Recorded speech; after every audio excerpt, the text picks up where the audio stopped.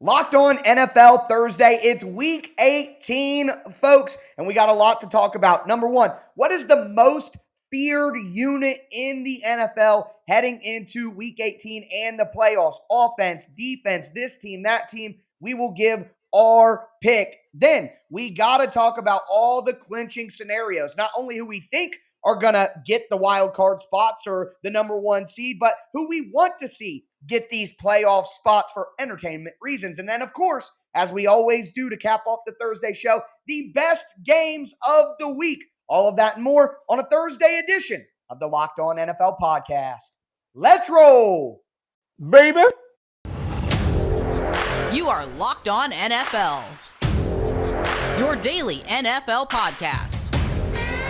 Part of the Locked On Podcast Network, your team every day.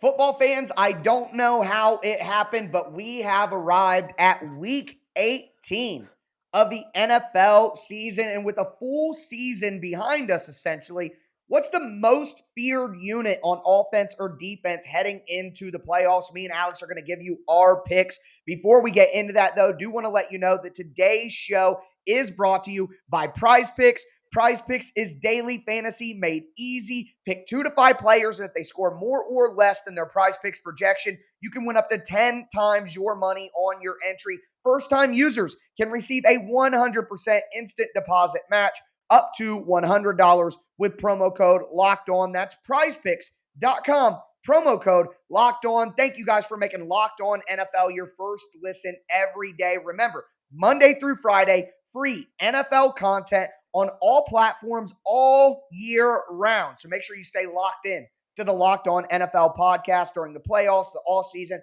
right leading up to next NFL season as well. Before we get into any of the topics, just want to once again say that our thoughts and prayers are with Damar Hamlin, his family, his friends, the Buffalo Bills, everyone surrounding him. An incredible show of support from folks online around the globe to do what they can to try to help and, again, show support. We're getting some positive updates. Things change by the minute, so I don't want to dive into anything too specific, but just want to obviously state that our thoughts are still there and our support is still there with Damar Hamlin. But we will move now in a tough transition into the best units in the NFL. And who is the most feared right now? Which offense, which team's defense? This is a great idea from my co-host, Alex Clancy, and I am one of your local experts, Tyler Rowland. But Alex, this was your idea. It's fantastic. Out of all the groups in the NFL right now, who do you think is the most feared heading into Week 18 and into the playoffs? Tyler, what I do here is I just churn out good content. Okay, I don't know why you're surprised. We're in 2023. This is what. So I was thinking about this while I was recording yesterday's podcast on Locked On Cardinals, where I was giving ideas about who should be the next head coach of the Arizona Cardinals if Cliff Kingsbury were to be removed from his post. And spoiler alert, I think DeMeco Ryans is the best choice for the Arizona Cardinals moving forward into 2023 for myriad reasons. And then, as I was talking about it, I'm like, the 49ers defense is the most feared entity in football in 2022/2023, in my humblest of opinions. And it's not just because they're mostly healthy this year, where they've been ravaged with injuries over the last handful of years, but they're just a unified unit. And that starts with DeMeco Ryans, who took over for Robert Saleh, who I thought when he left was going to be like, went to the Jets, like, dude, you ain't got the players you had in San Francisco. All they did was elevate a guy who pretty much just took the reins from him and who maybe is elevated even more than what Robert Saleh did. Fred Warner, Nick Bosa, their group of corners that they added, whether through the draft or free agency, they are so scary. We saw it in the Seattle game. I think it was Monday Night Football in Seattle. These guys, it's a terror side of the football when all healthy. So I would say them, and I don't think it's really close, at least with the 32 defenses in the NFL. Yeah, I think that's completely fair. Obviously, the best defense in the NFL, and as I know, as we get into the playoffs, most of the teams in the playoffs can score points. Which of those teams can score points and play defense? Right. And they say defense wins championships, but I feel like in the NFL today, that phrase doesn't mean what it should. It's all about having a great offense and then just having a better defense than the team that you're playing. It's not like these teams that are in the playoffs all have great defenses or something like. No, they all have great offenses, and you just need your defense to be better than the other defense that you're going against. So I feel like the defense wins championship isn't as applicable as it has been in the past. But with that being said, I'm going to go to the offensive side of the ball. And I know that people may be thinking of a bunch of different things, but to me, the scariest offense in the NFL right now is the Cincinnati Bengals. Joe Burrow is on another level. I think you could argue Pat Mahomes.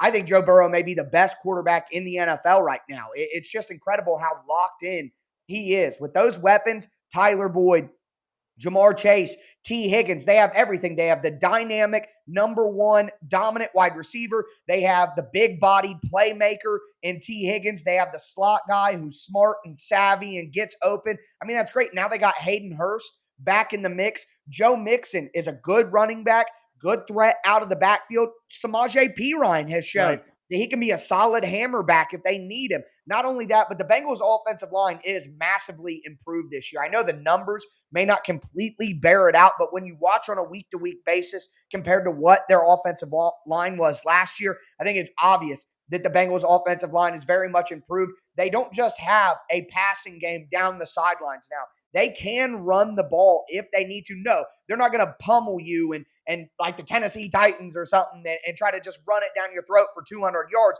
But if the Bengals go out there and get 85 yards, 90 yards, 100 yards, somewhere in between 80 and 100, that's going to just be a perfect complement to what they can do in the passing game. So to me right now, and unfortunately, the game got stopped due to the Damar Hamlin situation. But at the beginning of that game, Burrow went straight down the field and cut up the Bills' defense. And I think if that game plays out, Cincinnati wins, and they might win handily. So I think right now, you look at Kansas City, you look at Philly, Jalen Hurts is banged up. You look at Kansas City, they just don't have weapons that I trust on the outside. And MVS or Kadarius Toney. Yeah, they have Kelsey up front, but the offensive line also hasn't been incredible. And I don't think Kansas City can run the football when they need to. So for me, I love your pick of San Francisco. I think that might be the right answer. But if I'm going to pick somebody else, I'm going to go with the Cincinnati Bengals offense. That would be my pick there. Yeah, and the only thing that I'll push back on that is they're the deepest offense, and they've got the best skill position players in football wearing one uniform, but they don't have Patrick Mahomes. And until Joe Burrow does what Patrick Mahomes has done, I don't think you can say that Joe Burrow was there. We could talk about that for 6 hours and have a full-on debate about that. And I will say this before we go to the next segment. I've said this, and I asked you this, and I asked people about this on my podcast. I 100% think Tyler Boyd would have been worth a first-round pick. If you had him at 25 and you drafted Tyler Boyd, you would have seen that as a pick well executed with how good he is as the second A or third tier option, depending on who's healthy. He caught the touchdown pass. The dude as a W wide receiver too, which there's a lot of Denzel Mims is out there. If you would have told me that Tyler Boyd was a 25th overall pick 5 years ago, you'd be like, solid pick. Yeah, I agree. And I think you're right. Tyler Boyd is a wide receiver too. And that's kind of in the Bengals offense, he's wide receiver 3. Right, so right. I think obviously Kansas City, Philly was the one I was struggling with. Almost went with Philly's offense, but I trust Joe Burrow more than Jalen Hurts. You got to see it first. So. Yeah.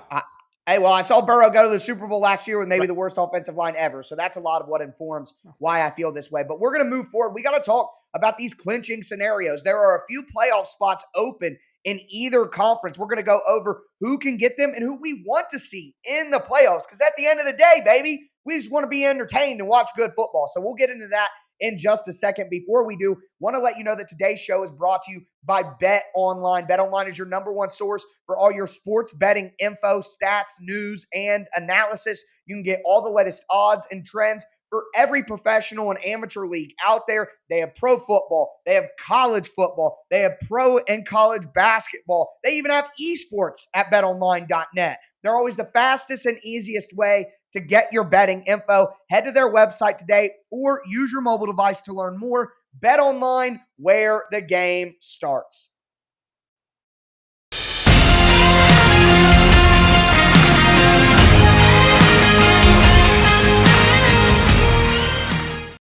Locked on NFL Thursday, Alex Clancy, Locked on Cardinals, Tyler Rowland, Locked on Titans. Thank you for making Locked on NFL your first listen every day. Subscribe to the Locked on NFL podcast and get daily conversations on the biggest NFL stories, plus in-depth analysis of the biggest games with NFL key predictions every Friday and Monday. Local insiders cover the weekend with game-to-game episodes. Locked on NFL available on YouTube and wherever you get your podcast. Tyler, we will get to Tyler's favorite segment of the week. Favorite games for week 18, Saturday and Sunday on the slate. But first, and we know that the Bengals and Bills are in a situation that is rudimentary as such, just talking football, specifically with seeding and everything like that. Who cares? Like, let's do a who cares on that.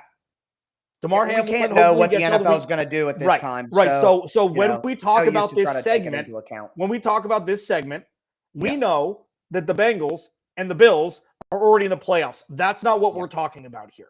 Right. Okay. We know the AFC North, the clinch. We don't know if it's going to happen. We don't know what's going to happen. And you know what? It doesn't matter.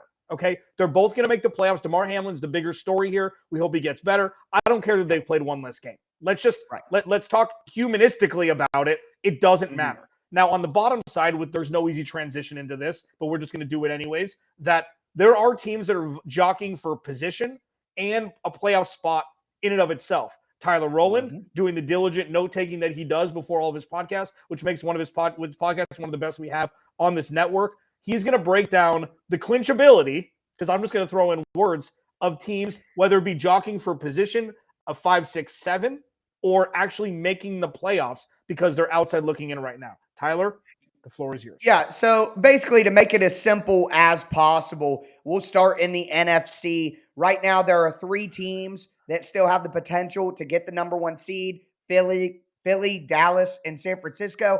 And there are 3 teams fighting for the 7 seed, the Lions, the Seahawks, and the Packers. So with that in mind, we'll start with the number 1 seed. I want to go from this direction. Alex, who do you think needs the number 1 seed and the bye and the home field advantage the most? The Eagles, the Cowboys, or the 49ers? Oh, it's the Eagles, and it's not close, in my opinion.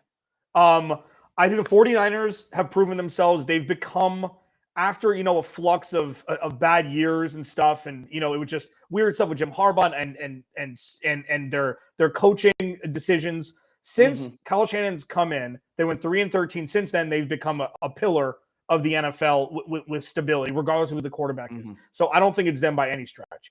I think it's Philly. Yeah.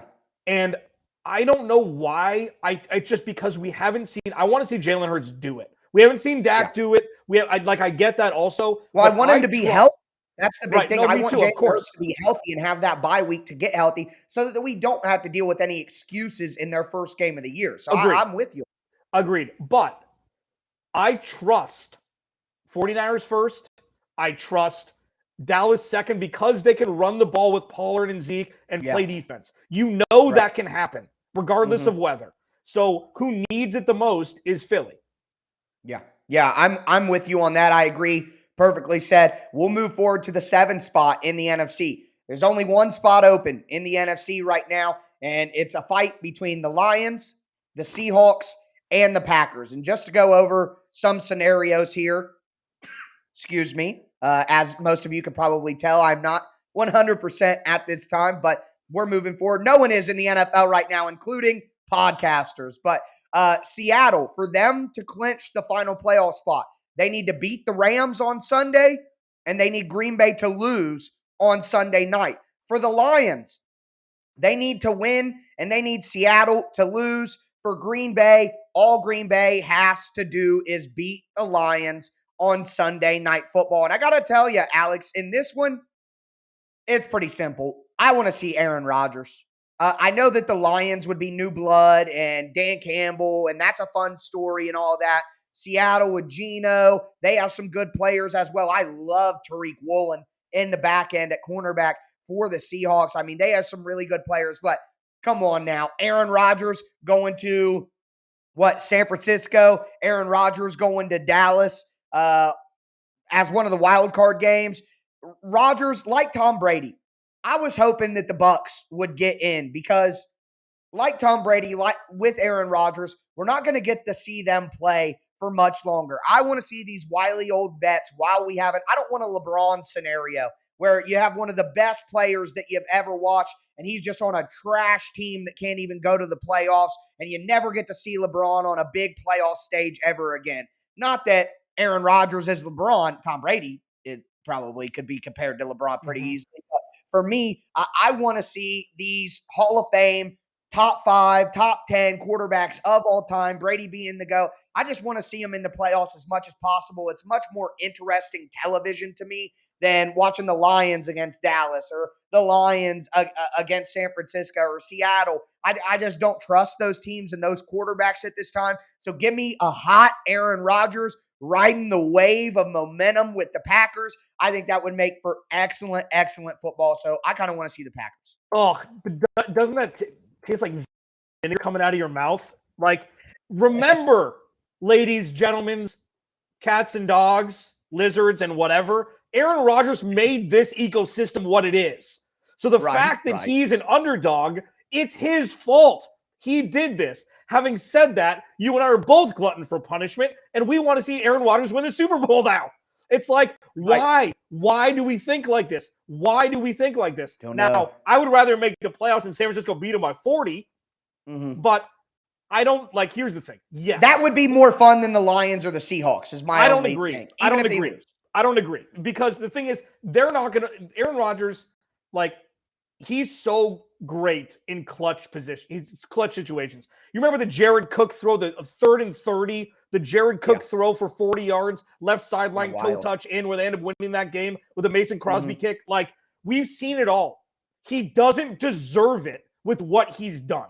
You know who does? Dan Campbell. You know who does? Jared Goff. You know who does? Aiden Hutchinson. They've been busting their ass this year, starting like, they were eliminated from playoff contention through 6 weeks. And what they've done have become a story where it's like, this Lions team can win the NFC North multiple years in a row if this system is built to sustain time, and their defense obviously has to get better. Jamal Williams, DeAndre Swift, Amon-Ra St. Brown, DJ Chark is back, TJ Hawkinson, who they put up so many points.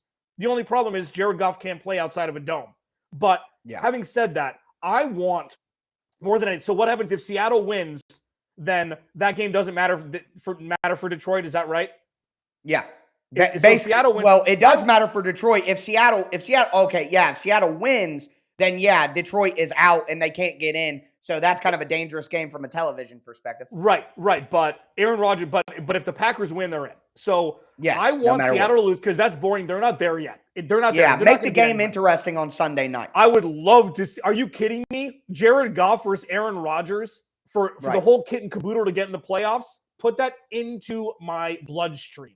But I'd rather see Detroit get in than Green Bay for that reason, because they're an underdog. You root for the Lions now, and that's the point of my story. Coming up next, Tyler's favorite part.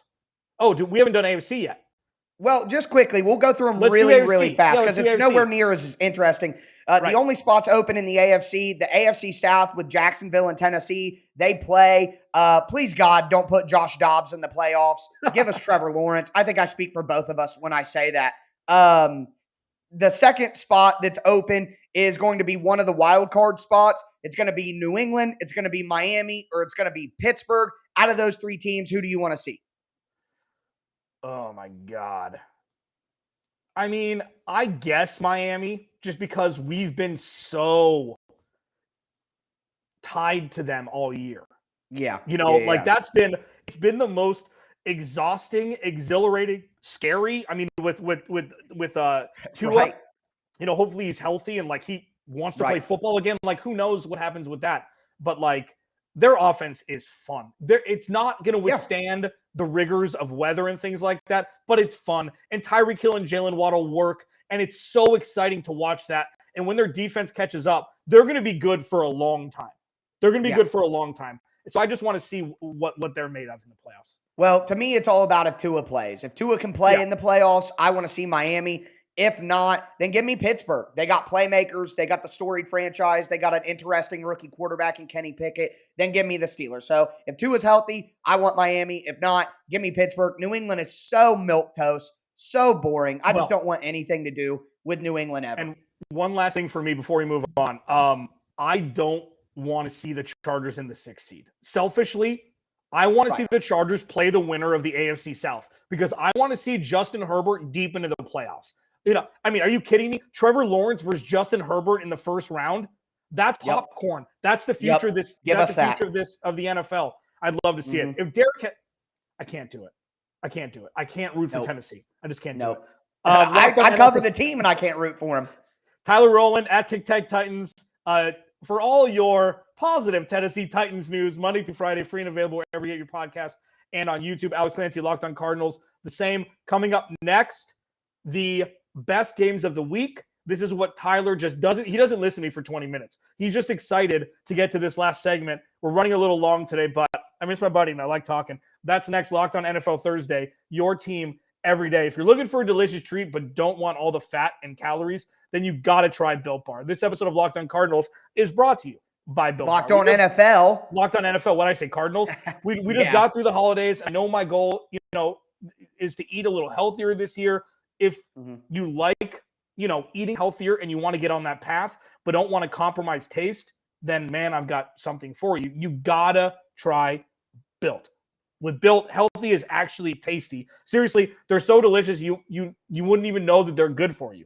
Perfect for your New Year's resolution. What makes Built Bars so good? Well, for starters, they're all covered in 100% real chocolate. That's right, real chocolate. They come in unbelievable flavors like churro, peanut butter brownie, and coconut almond. I'm not sure how Built does it, but these bars taste like a candy bar while maintaining amazing macros. Listen to this. 130 calories, 4 grams of sugar, 17 grams of protein. And now you don't need to wait around to get a box. For years, we've been talking about ordering your Built at Built.com. Now you can get them at your local Walmart and Sam's Club. This is huge for this company. That's right. Head to the nearest Walmart today, walk to the pharmacy section, and grab yourself a box of Built Bars. You can pick up a four-bar box of cookies and cream, double chocolate, or coconut puffs. Those puffs are ridiculous. Protein-infused marshmallow. If you're close to Sam's Club, run in and grab a 13-bar box with our hit flavors, brownie batter and churro. You can thank me later.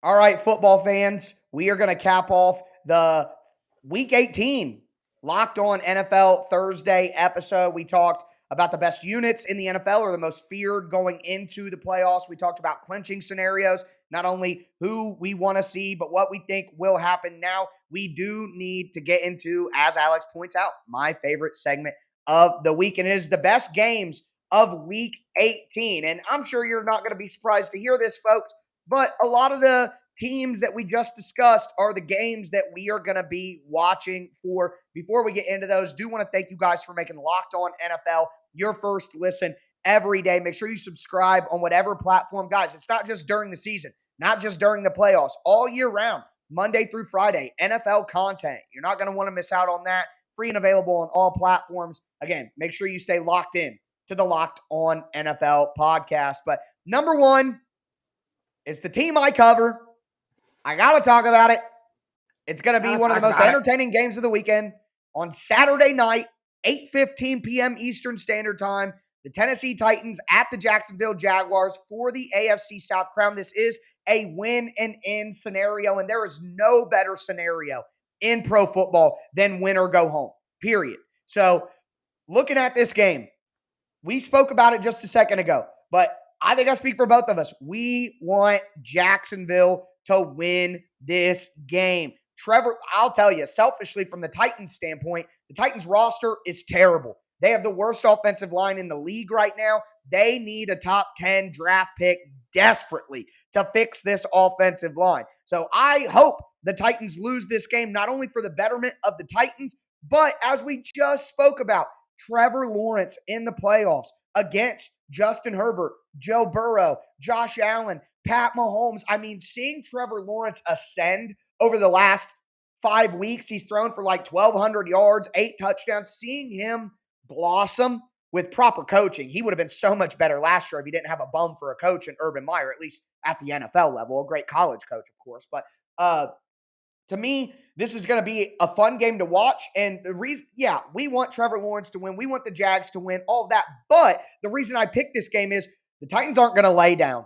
They never do. And in division games, you know your opponent so well, it's hard to completely trounce them unless something crazy happens. And the last time Jacksonville did beat the Titans by quite a bit, but the Titans had 4 turnovers on offense. If you look at the yards in that game, the Titans were moving the ball up and down the field on Jacksonville's defense with little to no resistance whatsoever. But every time they got down the field, they had a turnover. The Titans offense probably isn't going to turn over the ball 4 times again. So that means that this game is going to be close. I think Jacksonville ultimately wins the game like 27-20, somewhere in there. But either way, I think it's going to be an incredibly entertaining game to watch. So that's the first game that I am going with. Well, yeah, and that's good, Tyler, because I mean the thing is, like, I'm just summing up what you said and expounding upon it is you want to see young players be in positions to be great. Yes. To show the greatness that they have in them. Yes. And this is a perfect setup for Trevor Lawrence. It's a perfect setup. And you know what? It's a perfect setup for Josh Dobbs too. Like, what a well, he's playing with house money. Yeah, but what a wild story that would be. You trade away A.J. Brown, Ryan Tannehill goes down, he punts on Malik Willis. The defense has been bad, and then they get better. Derrick Henry sat They're out. Healthy and then now. He's coming back. They're healthy now. Like, what if? Because you know what? Tennessee probably, with that run game and with that defense, probably should win this game, even though they're probably a couple point underdog. I don't know what the exact number is. 7. They're it's 7. 6.5, 7. Yeah. It's Mike well, Vrabel. Jacksonville's at home, so that's 3 points. But yeah, I agree with you. I want to watch young quarterbacks especially be great or have a position to be great. All Trevor Lawrence has been is great. Aside, and it's not his fault the defense let him down against Ohio State, and Justin Fields tore him up the last college game he played. So I agree with you there. Mine, this is it for me. It's the last game on the slate. If Seattle loses, Jared Goff versus Aaron Rodgers, that's it for me.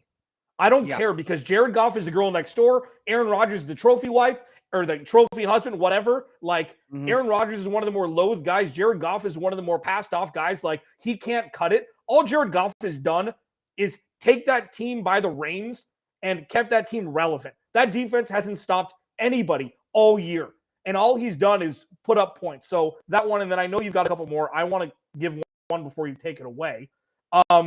And I'm going to give you yours. Okay, I'll give you yours. I'm not going to touch it. Go ahead. Okay, I'm not going to touch yours. Okay, because I know what it's going to be. The other one for me, and this is shame on the Commanders for starting Carson Wentz. Shame on them for starting. Yeah, Carson that was Wentz despicable for 2 weeks. Yeah, he's so bad, man. Like, I'm not rooting for anybody really. I want to watch good football, but when the Cowboys are good, they're underdogs this year too. Okay, they deserved, I talked about this a lot, they deserved the primetime games this year. I want to see Dak go into FedEx or whatever it's called now and get a W against a division opponent when you need a win. Tony Pollard's hobbled. If they can get a win after playing so badly against Tennessee, come in, get a win, and potentially fall back into the 1 seed in the NFC, like, that would be miraculous turn of events from where we saw Cooper Rush starting for them the first handful of weeks with Dak out. Yeah, you're 100% right. And honestly, I may not pick the game that you think I'm going to pick. You thought I was going to pick Baltimore-Cincinnati, right? Of course. I'm not because at the end of the day, I think that'll be a good game. But Cincinnati's so much better than Baltimore right now that I don't know that that's going to be a good football game. I am going with Patriots at Bills. That's interesting. That was honorable mention for me. Yeah. For multiple reasons. Number one, as I stated earlier, please, Buffalo, put New England out of their misery. I don't want to see dirty Mac Jones in the playoffs. They don't deserve it. Get New England out of here, man. They had too long of a run with Brady. I'm sick of them. Let's see somebody else. But number two, and probably more important, go Buffalo. Go Buffalo. Like, just go Buffalo. That's all I know. Their players going through that, knowing that when they play this game, there's a good chance that we don't have like we're getting positive updates, but those players want to know that their guy's going to be okay. And they're going to have to go out there and play with heavy hearts. And after what happened, not only do I want New England blasted off the face of the earth playoff wise, but man, I'm just all in on Buffalo. They deserved a Super Bowl this year before any of this stuff happened. Dawson Knox's brother died before the year. A guy like Jordan Poyer has had some really scary injuries. There's been some things emotionally that have happened to Buffalo even prior to Hamlin's injury on Monday night that just, I don't see how you can't root for this team. And I have a lasting image in my head of Josh Allen's face while he was crying at the game. And I just, call it an emotional thing or whatever, but every fiber of my being wants to see Buffalo go and win the Super Bowl, win this game. And so for that reason, I'm going to be watching that game closely, and go Bills, man. That's all I know. Mhm. But with that being said, that is going to do it for today's Thursday edition of the Locked On NFL podcast. Come back tomorrow for your boy Q and Chris Carter breaking down the rest of the NFL slate. Can't believe we made it to week 18, but we'll be back with you guys during the playoffs as well. And that's going to do it for me, Tyler Rowland, and my co-host, Alex Clancy. Everybody stay safe out there.